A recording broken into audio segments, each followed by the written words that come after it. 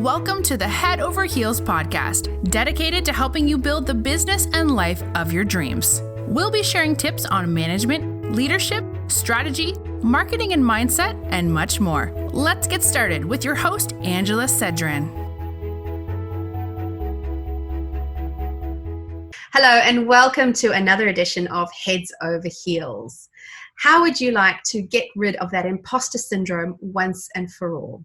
Well, today I'm thrilled to have Alison Shammer as my guest, and we're going to talk about just that. Hi, Alison, welcome. Hi, Angela. How are you? Not too bad. As I said to you earlier, I'm just grateful to be where I am right now and safe at home. I know, likewise, and I'm so thrilled to be on this podcast. So thank you so much for giving your time to me and allowing me to speak to your audience. I'm chuffed. I'm excited to have you. It's such an important message and such important work that you do. And I know how many women actually suffer from this lack of confidence, and look, men as well. But my audience is predominantly women. And we also have this damn imposter syndrome, which just seems to plague us for years and years. But hey, before you jump into that, tell me a little bit about yourself. How did you get into coaching around this? Well, prior to coaching, so I've run my own coaching business for just over 12 months now, meaning I've worked in it full time for that period. And before then, I actually had quite a long and established corporate career. Predominantly working through the technology sector, so lots of advertising and marketing technology type roles. I also have a background in media and publishing as well, and very early on when I was much younger in the HR recruitment space. So just coming up the ranks, I built my career that way and spent 15 years quite successfully kind of climbing my way to the top of the corporate jungle gym. So through that, that's how I acquired my business experience, of course, and all of my skills around that. I have held multiple leadership roles as well, and I've always had, I guess, a natural passion for leadership, coaching, etc. And that was, to answer your question, that was certainly what the catalyst was for me to eventually go on and launch my own business. So it was a passion for a few years. And then, as we all do, we kind of get caught up in what we're doing in our own careers. And then finally, toward the end of 2018, I took the plunge into becoming a coach or pursuing this. And the key reason that I want to share with your audience why I did that is, whilst I was climbing the corporate jungle gym, the two biggest factors that I saw hold women back in that corporate arena were, number one, a lack of confidence, and number two, the imposter syndrome raising its head often. So I saw this time and time again, and I became incredibly passionate about helping women overcome it or kind of, break through those barriers.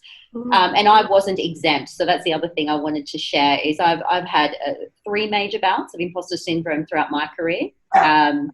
So I had that personal experience as well as the business experience combined, and then that's what led me into coaching. So my audience is women as well, so that aligns perfectly with today. Yeah. Look, I understand your passion for coaching. I mean, I left corporate about 3.5 years ago, and for me, I knew there was something more that I could do, and for me, women is my passion because I've been a single mother for nearly 25 years. And, I know the struggles that we do face financially. So I went into coaching women around how to build their businesses because it was my passion, my ikigai, I guess. And I guess for you, it was the same thing. But look, congratulations, because it is a big step to start your own business. And it takes a lot of confidence. Yes. Yeah, it does. And it's not easy. So Tell me, you started 12 months ago and you coach around confidence and the imposter syndrome? I do. So they are my 2 focus areas, and I guess the 2 core pillars of my business. And they are that way. So they're obviously 2 areas that I have a lot of experience in. So that makes me a very strong coach in those areas. And they're the 2 key areas, as I mentioned, I identified were holding women back in the careers that I had seen, and not necessarily just corporate careers. Obviously, I witnessed it through members of my network, through friends who had a varying degree of roles, from nursing to the sporting industry to running their own business, et cetera, et cetera. So not just confined to corporate. But yeah, they were the two things that I saw, and that's why I focus my coaching around them. And you touched on a good point. It does affect men in some ways as well, but really, imposter syndrome is predominantly most prevalent in women, or what they call high performing women. And by high performance, I mean women who are pushing the boundaries or their comfort zone. So looking to do something new, looking to grow themselves in whatever way is relevant to what they're doing. But it's women who come up against it the most, for sure. Yeah. Does it affect them personally? Like, would it affect their dating life as well? Or is it just the work thing? No, I think absolutely. I think the one of the core premises of imposter syndrome is it makes an individual doubt their own success or their own accomplishments. And I know we'll talk sort of more about the definition of it shortly. But so therefore, it also makes you feel that you're not worthy. And obviously, if you are lacking self-worth, your confidence takes a hit as well. But that those sorts of thoughts and fears can certainly affect the personal side of your life as well, such as dating. So that's a really good example. So the answer is yes. It will infiltrate all parts of your life, which is why it's really important to identify it and jump on and learn to manage and overcome it.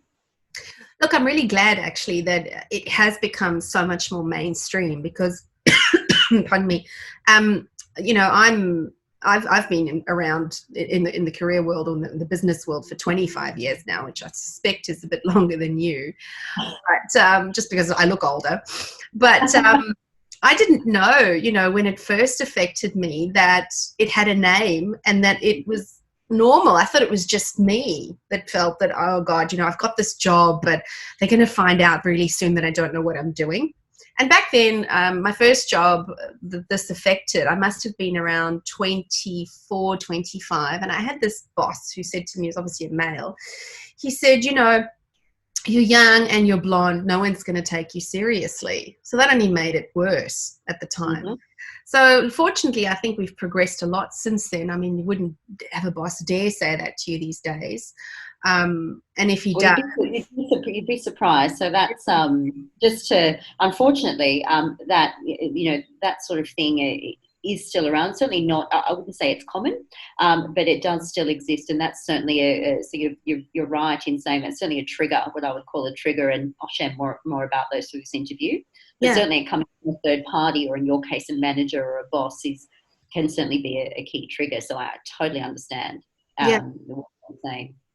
Well, then the other thing that happened to me is I in a different role, I had a boss who bullied me.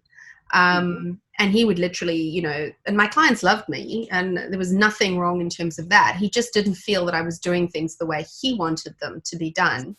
And he would say to me, I don't know what's wrong with you. I've never met anyone like you, but like on a daily basis.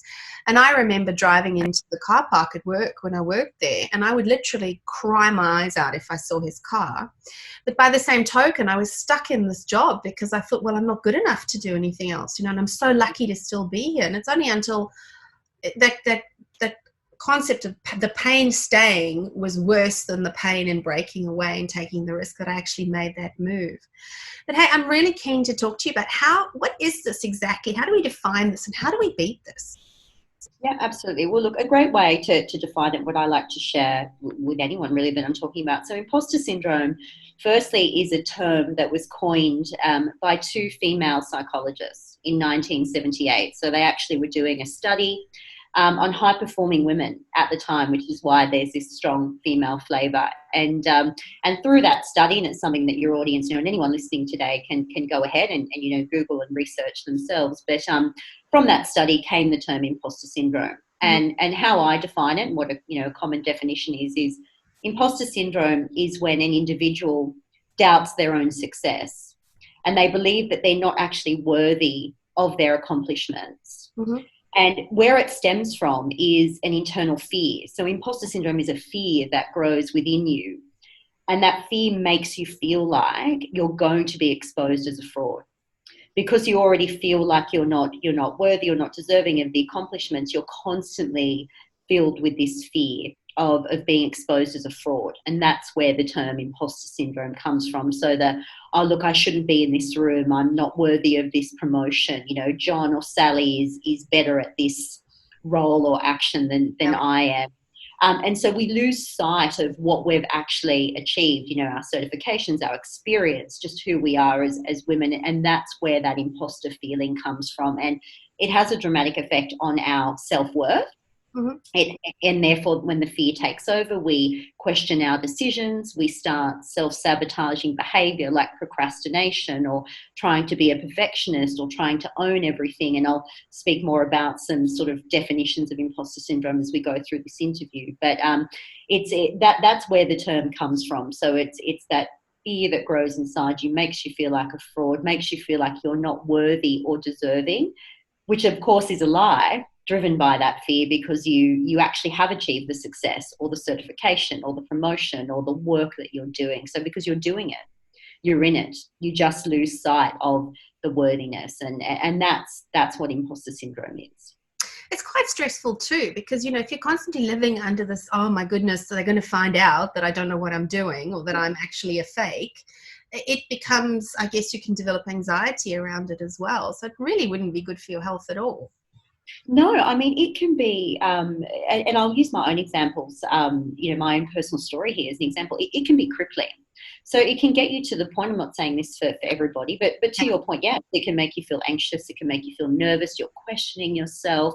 You're constantly in a state of mind of am I or aren't I? So that, you know, the indecision, that just, you know, therefore nothing's really happening. So you can see how, and hopefully your audience can tell how this is all self-sabotaging behavior. All of this holds you back. It certainly doesn't propel you forward. So this is why it's a real problem that we need to, you know, identify and learn to get on top of. But it can absolutely make you feel, you know, a million different emotions, and it can be crippling. So I know for me, throughout my career, my first bout of imposter syndrome came when I was in my early 20s. And similar to you, the trigger at that time was a male boss who was effectively bullying me. So he was bullying me in public forums as well. He was much older. He was the director of the company. I was 21 years old.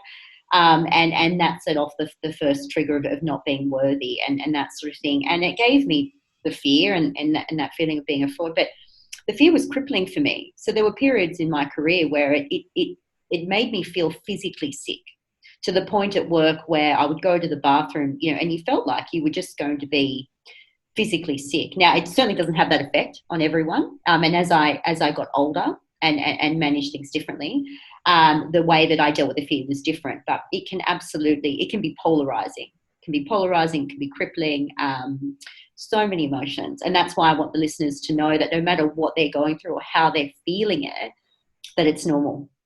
That how they're feeling it is a normal way that their body is dealing with it, because it isn't a one size fits all emotion.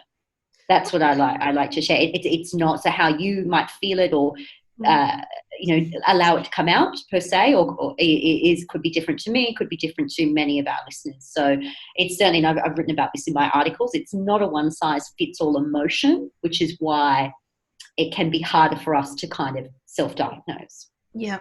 But look, I find even just knowing that it's a thing, you know, it's got a name, it's a thing, we know it's a thing, already helps, because just identifying that and going, hang on a second, it's not me.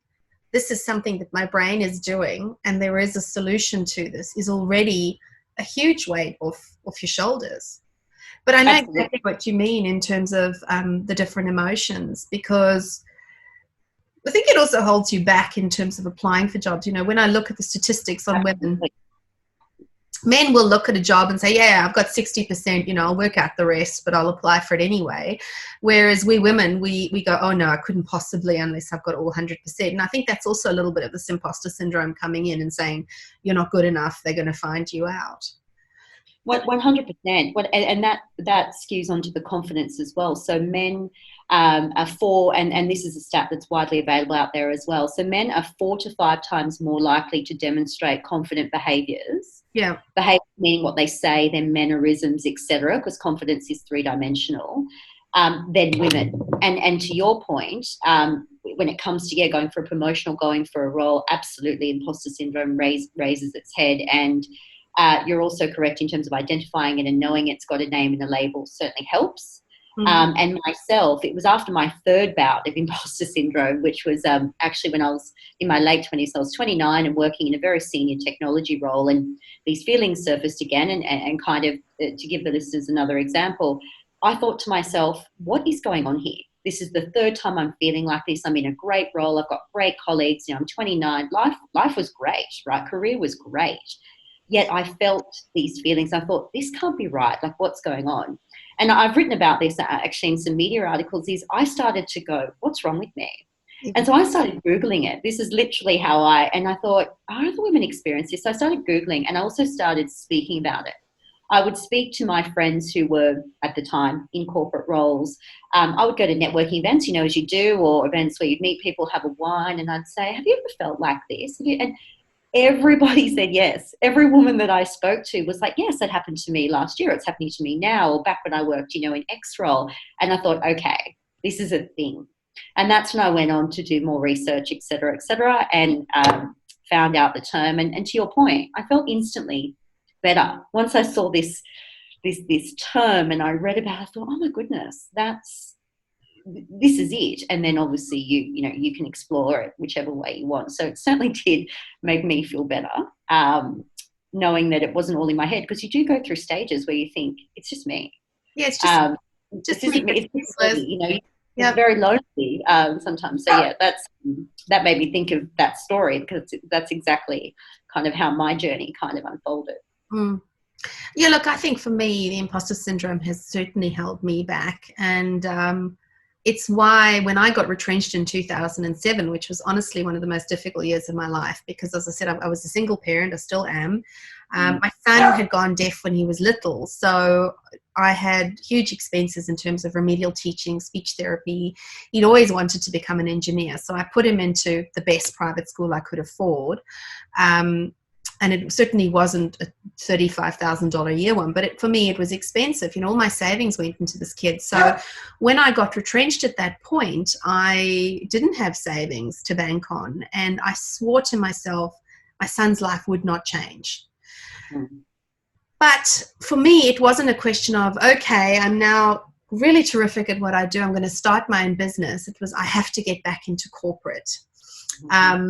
And even then, because of the retrenchment, I guess I felt that I wasn't good enough. But the point that I'm getting at is there are so many people, I think particularly now, who have this capability, who are in a situation where they do need to step up or look for a different role or start their own business. How can we help these women to overcome this imposter syndrome?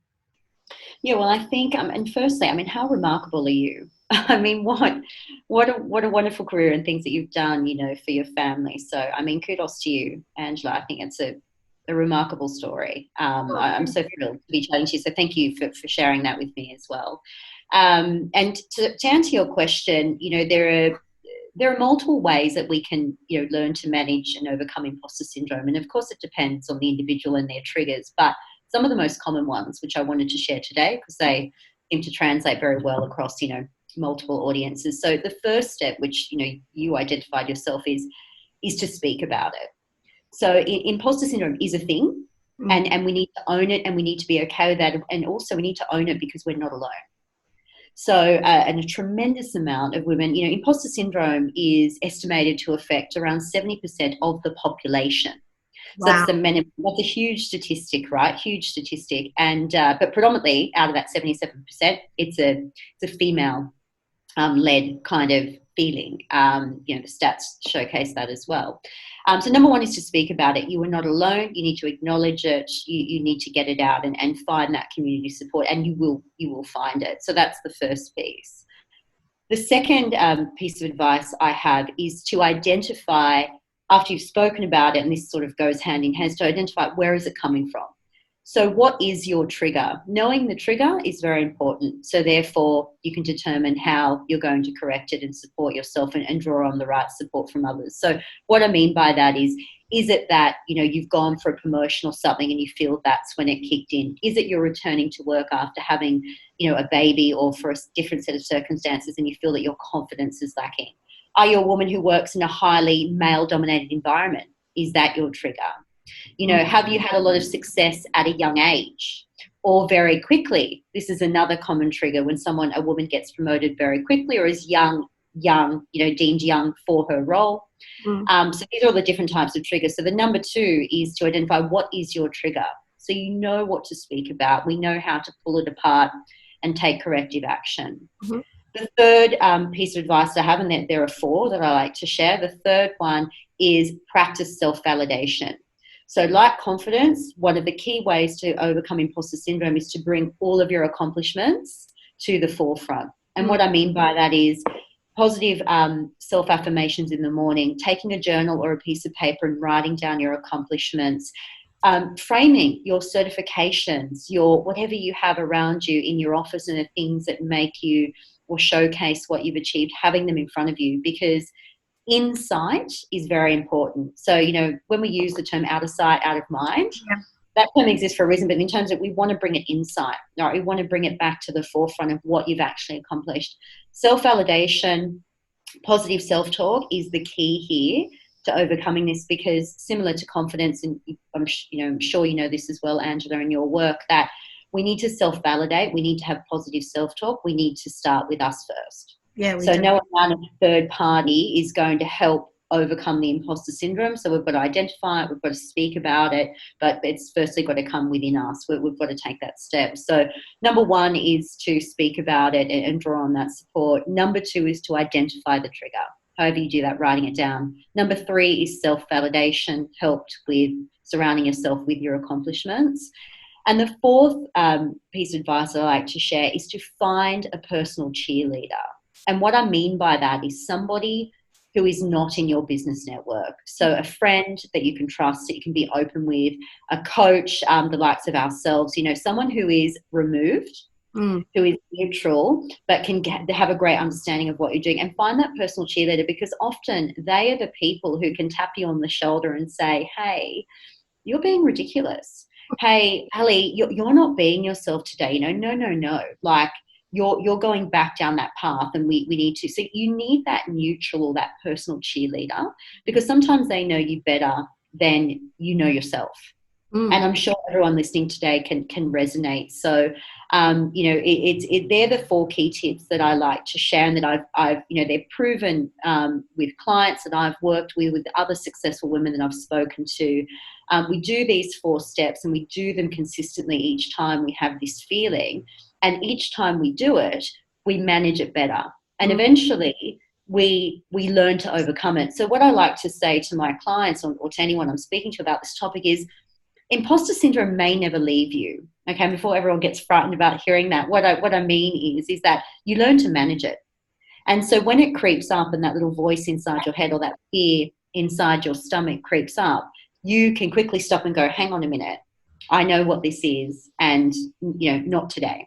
So you're actually building you're building it up, and so and that's what I've done. So I still have moments, I'm sure you do, Angela, a majority of people listening today, where that fear creeps in, or because we're constantly pushing the envelope, the comfort zone, and we're like, oh gosh, can I do this? Can I do this new part of my business for me? Can I go on television and do this segment? Today, can I perform well on this podcast with you? And do justice to this wonderful podcast and give value to your audience? And but what happens is when you build up that resilience and you know how to manage it, I just go, you're being silly, Alison. Like, you've got this, the positivity, the positive self-talk, self-validation, it all comes to the forefront, and that fear goes away. So you just literally push it down. So it might creep back up, but you push it straight down. And that's how I like to share, is that you build the skills, you have the tools to be able to silence it really, really quickly. And that's the power in learning how to overcome it. I like the idea of a coach as well, because I have to be honest, friends and family will say to you, don't be ridiculous. Of course you're wonderful, and of course you're accomplished. But that little voice in your head will go, oh, well, they're just saying that. Of course they have to say that because they're your family and your friends. And for me, something that's helped me is to say to myself, would I speak to my best friend like this? Mm-hmm. We wouldn't. We would encourage them. So I love the self-talk that you're talking about. I love the idea of a coach, because at the end of the day, I mean, every successful athlete has one. Why should any of us be any different if we really want to succeed? And it's a very rare few who are able to do it on their own. Well, that's right. We're not designed, as you'd know, most to do life on our own, meaning nobody just goes through life solely as an individual. It's not about having a partner, but it's, you've got friends, you've got colleagues, or you've got, people who are in your life that you can depend on and lean on. And I agree with you. So a personal cheerleader is two parts. You're right. It can be someone who's close to you, as long as you truly believe that they can give you a neutral opinion. Yeah. Someone who will pull you up. So for me, it's my wonderful partner, because I know they will tell me the truth, good, bad, or ugly. Yeah. I trust in that. But I also, I'm a coach myself, but I've also had coaches. I've had mentors throughout my career, and I credit a lot of that work with them for my success, because I can't see everything. I can't know everything. I can't do it all on my own. And that is an advantage of a coach. And what's interesting about, adults and coaching is that, as you would know, and you mentioned, some work you did with your son, is when we're children or when we're growing up, if we want to learn piano, if we want to learn a language, if we're playing football, we have coaches. Yeah, we have coaches, right? We go and seek the expert help. But what happens is we turn into adults, which is actually the most complicated part of our life. Let's face it, right? Adulting is hard. And we think we can do it on our own. We're like, I don't need a coach. I'm not going to ask for third-party help. I won't, bother talking to Angela about that, or whomever. And it's actually the other way around. So now we need it more than ever. We don't need it all the time. We may need it consistently. We may need it for just periodic bursts throughout our life, but it's hugely valuable to find a neutral third party. That's a coach, if it's just a mentor, if it's, Sally who lives across the road who you can have a great chat and a glass of wine with, whomever. But we need it. It's incredibly valuable, personally and professionally, because at the end of the day, we're all the same woman, right? We're at the heart. We've got one heart that beats the same no matter where we are. So it's really, really valuable and helpful. Look, I've really enjoyed talking to you today. This is a topic that's particularly close to my own heart, not just because I've experienced it, but also because I know it holds so many women back from actually living the life that they deserve and the life that they want. So thank you so much. Now, how do people get hold of you? Thank you. And my pleasure. And you're right, it is an incredibly important topic, and I'm thrilled. So thank you again for giving me the platform to speak about it in this detail. In regards to contacting me, it's very easy. So my website is alisonshamir.com. All of my social handles, so Instagram, Facebook, of course, are all Alison Shamir, or if you prefer LinkedIn, I can be found there as well. So nice and easy and concise across all platforms. I do offer a free 30-minute consultation call as well for any of the listeners who are interested. You can book that via my website, no obligation, but it's a wonderful platform like this to talk about imposter syndrome even more, or confidence aspects, or whatever, the audience is looking for. So I do encourage everyone to take up that opportunity and have a free, no obligation conversation. Well, I feel better just talking to you in this podcast. So I can imagine it would be a wonderful opportunity for anybody who just needs some help in that area. Thank you so much. I really enjoyed speaking to you today. Oh, my pleasure. Thank you. It's been wonderful, and hopefully your audience has found it valuable. And I look forward to our future conversations. Me too. Thank you so much for watching. This has been another edition of Heads Over Heels, and we'll catch you next time. This episode of Head Over Heels, the podcast for female entrepreneurs, has ended. But be sure to subscribe for more business strategies and tactics to help you create the profitable and successful business and life you've always dreamed of. And don't forget to rate and review so we can continue to bring you the best content. Thank you for listening, and we'll see you on the next episode.